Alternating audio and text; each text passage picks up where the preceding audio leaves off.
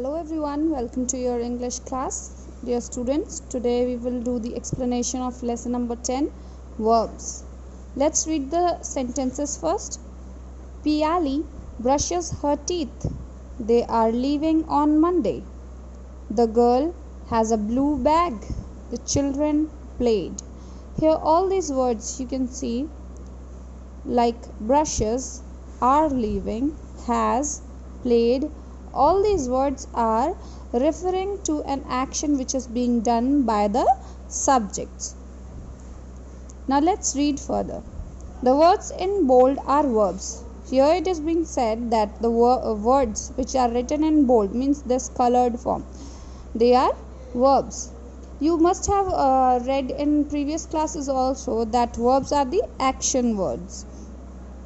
Now let's read further. Verbs tells us what a noun is doing. Action verbs are verbs that tells us about a particular action being done by a noun. Sanjay stands near the pool. Here they are telling us that action verbs tells us about a particular action being done by a noun. Sanjay stands near the pool. Ujjaini paints a picture. The cat sleeps on the chair. As it is said before that action verbs are the words which refer to an action done by a particular person, a particular noun or a pronoun. For example, here they are talking about Sanjay, that he is standing near the pool. Sanjay stands near the pool. Here the action of standing is being done. Ujjaini paints a picture. Here the action of painting is being done. The cat sleeps on the chair. The cat is sleeping. All these words which are given in bold are action words. Auxiliary verbs are helping verbs that are used with an action word or main verb. Here they are telling us that there are auxiliary verbs also. Auxiliary verbs are the words which are used with main verbs or action words. They are often used to show the tense of the verb and does not carry a meaning of its own. See students, it's saying over here that auxiliary verbs are used with verbs or action words to show tense of the verb and does not carry meaning of its own. That means if we will use auxiliary verbs alone, it will not carry any meaning. They are doing their homework. See, doing is a main verb and the verb are, it's an auxiliary verb.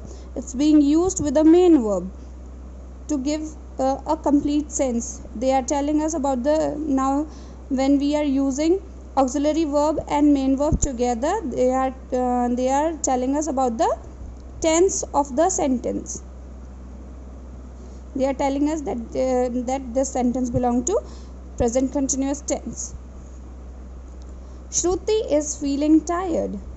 Same here also, is a auxiliary verb. Sorry, is an auxiliary verb. The students were talking loudly. Were is also an auxiliary verb.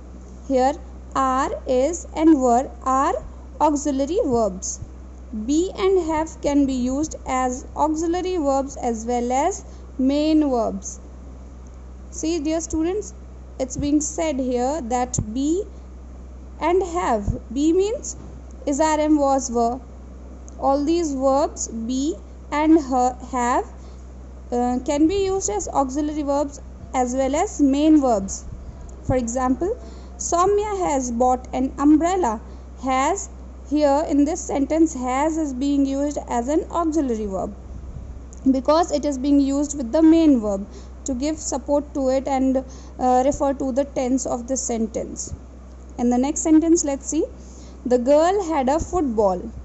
Had is being used as a main verb. You must be thinking why had is written over here. Dear students, have Whenever we talk about auxiliary verbs be and have, they consist other verbs in them. For example, be consists of is, are, am, was, were, and have consist of has, have, had.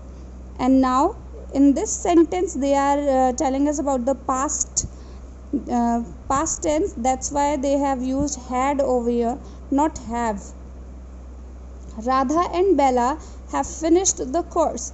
Have as auxiliary verb. Here in this sentence, have is being used as auxiliary verb.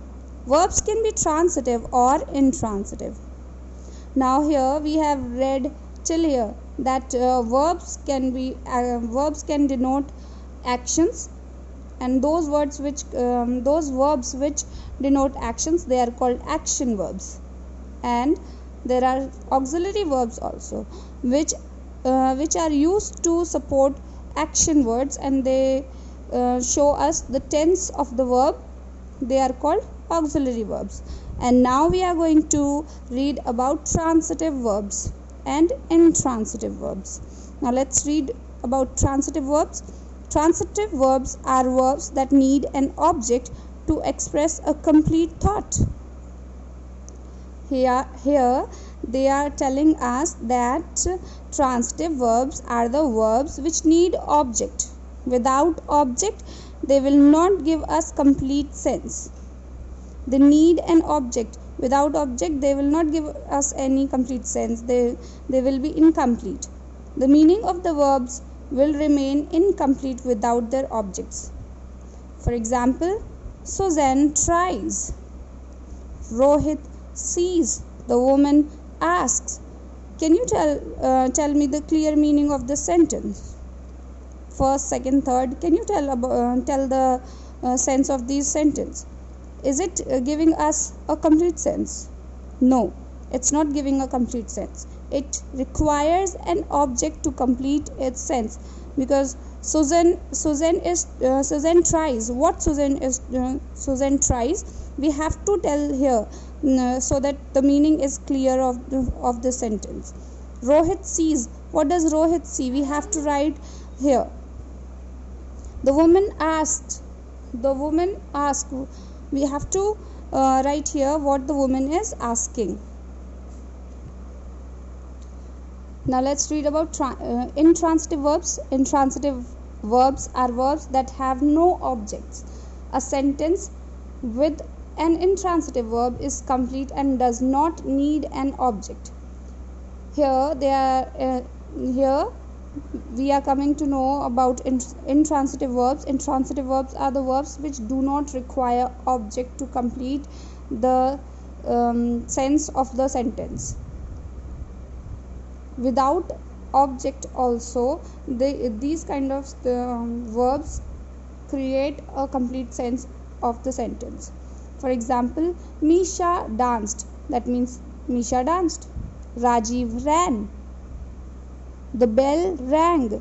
Here we don't need to give any object.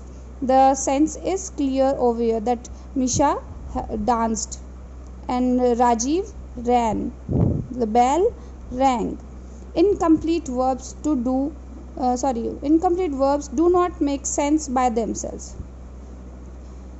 The girl seems. Saurabh looks. The car appears.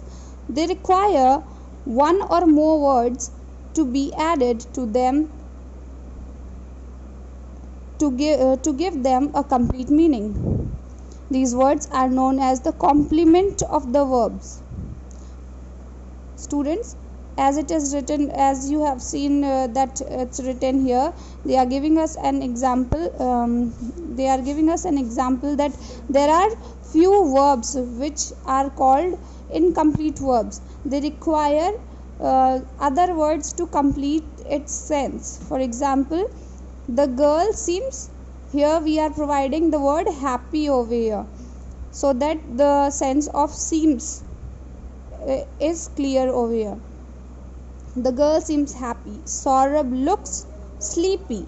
The car appears damaged. Here, happy, sleepy and damaged are the complements of the verbs seems, looks and appears.